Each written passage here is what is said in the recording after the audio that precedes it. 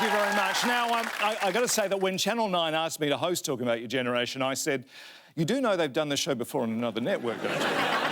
They said, sure we do, but we think it's time to bring it back, because which generation was the finest generation that ever lived back then may not be the finest generation that ever lived today. Things change, even in science.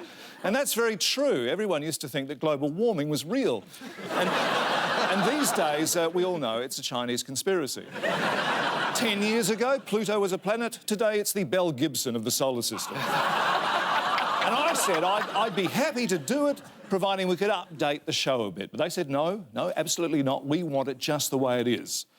Although we do want to change the music, the set, the team captains, get rid of the baby boomers, bring in Generation Z and some new games, and get a new logo. But one thing we will not change, though, Shaun, are the apostrophes in the title. We love those. Maybe change the host, we'll see how it goes. Perhaps grow a beard, but we love those apostrophes. So shall we meet the generations we'll be talking about? OK, just here.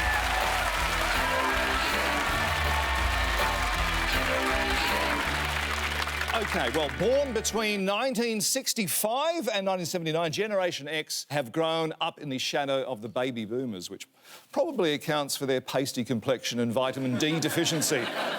They've got rickets, but we've got them tonight. Would you please welcome Robyn Butler and Eddie Perfect?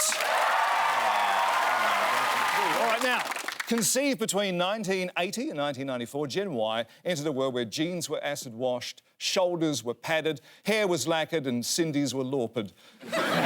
Through natural selection, though, they have adapted and evolved into Andy Lee and Kate McLennan. Born between 1995 and 2009, our most recent generation answers to many names: Centennials, Post-Millennials, the I Generation, Z-Heads, Zippy ZZs. I did make those last two up, but I am hoping that they'll catch on, so if you want to join in the conversation, you can use those particular expressions.